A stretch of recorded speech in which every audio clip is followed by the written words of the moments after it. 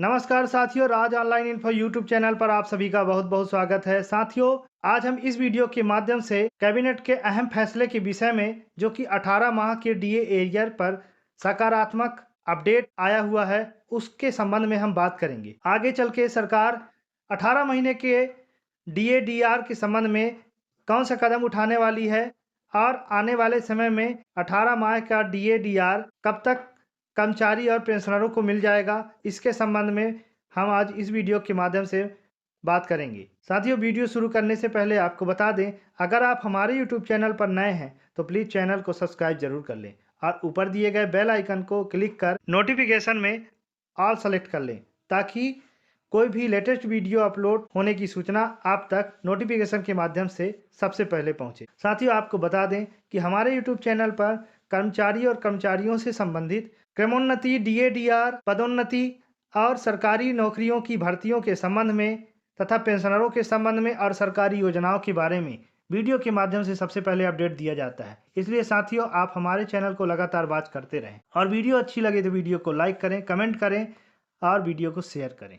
तो चलिए साथियों, शुरू करते हैं आज का यह महत्वपूर्ण वीडियो। साथियों, आपको बता दें, कैबिनेट बैठक में फैसला 18 माह के डीए एरियर पर सरकार का यू टर्न, डीए और डीआर में की वृद्धि।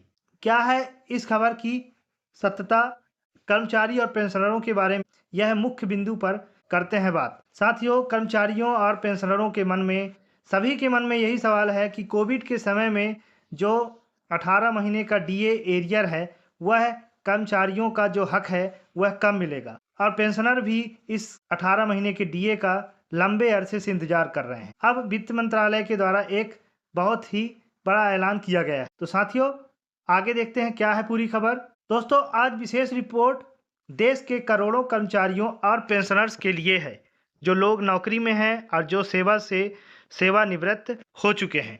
दोनों के लिए आज की जानकारी बेहद महत्वपूर्ण है। हम आपको सीधा और स्पष्ट बात 8वें पे कमीशन, फाइनेंस मिनिस्ट्री का बड़ा ऑर्डर और 65 वर्ष से अधिक पेंशनर्स के लिए क्या ताज़ा संकेत मिले हैं तथा 18 माह डीए डीआर का बड़ा अपडेट। साथियों, अंदाज वही रहेगा, सीधे सवाल सीधी बात, बिना घुमाव के शुरुआत करते हैं सबसे बड़े मुद्दे से।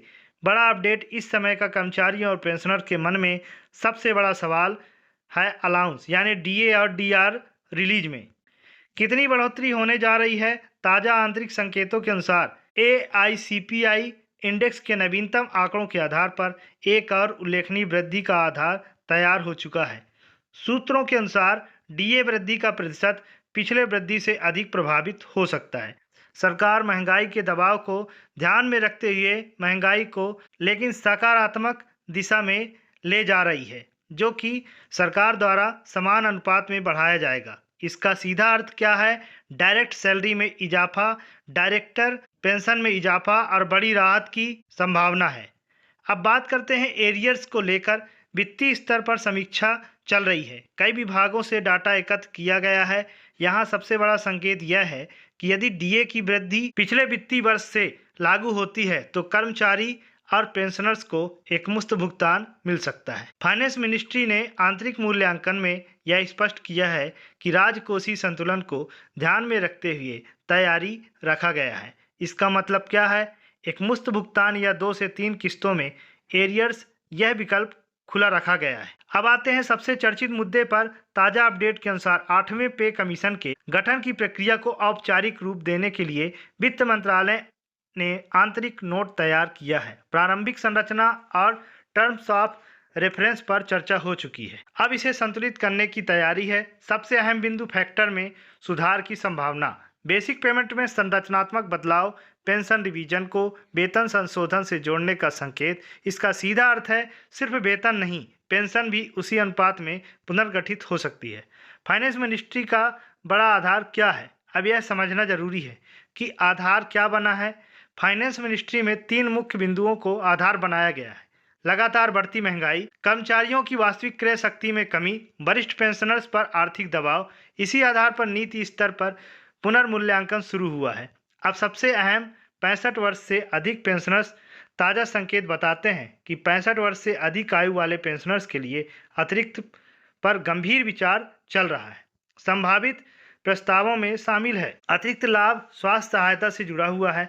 65 वर्ष के व्यक्तियों को प्रावधान और अतिरिक्त पेंशन प्रतिशत में सुधार। वर्तमान में 80 वर्ष और जो अतिरिक्त पेंशन का प्रावधान है उससे पहले की आयु वर्ग की भी आंशिक राहत समीक्षा हो रही है। यदि यह लागू होता है तो 65 प्लस पेंशनर्स को सीधी आर्थिक मजबूती मिलेगी। इसमें एक सवाल, क्या सरकार इसे चुनावी दृष्टिकोण से देख रही है?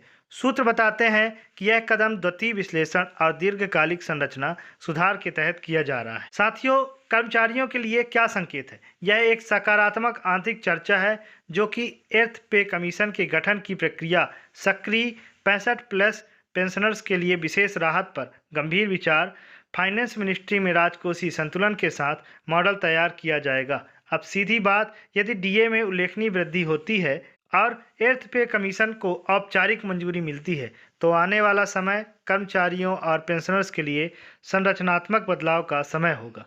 दोस्तों, 18 महीने डीए एरियर के संकेत मिलने के बाद में अब ऐसा लगता है कि 18 महीने का डीए एरियर सरकार जल्द ही कर्मचारियों को भुगतान कर सकती है। 18 महीने डीए एरियर को लेकर के आज जो चर्चा चल रही है, चाहे वह सोशल मीडिया प्लेटफॉर्म का न्यूज़ पेपर हो या फिर अन्य किसी तरीके से जो सोशल मीडिया प्लेटफॉर्म पर खबरें चल रही हैं, 18 महीने को लेकर के उससे साफ तय हो रहा है कि सरकार कहीं ना कहीं मन बना रही है। कर्मचारियों के 18 महीने डीए एरियर को लेकर के केंद्र सरकार एक बार फिर एरियर्स के मुद्दे पर विचार कर रही है। कर्मचारी संगठनों का कहना है कि सरकार के सकारात्मक संकेत मिल रहे हैं और जल्द कोई बड़ा फैसला ले सकती है। केंद्र व राज्य सरकार के जिससे लाखों हजारों कर्मचारियों व पेंशनरों को बड़ा फायदा होने वाला है।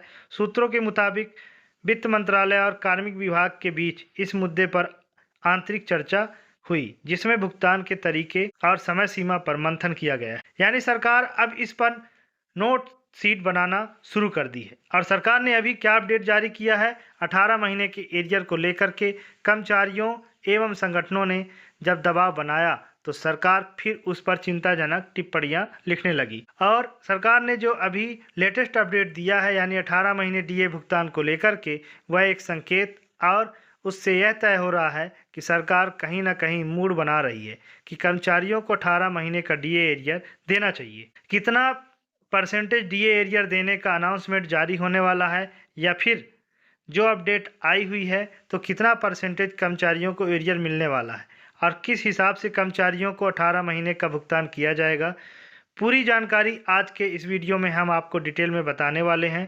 तो कर्मचारी संगठन सरकार से स्पष्ट रूप से कहा है कि हम महामारी के दौरान रोके गए एरियर्स का पूरा भुगतान किया जाए।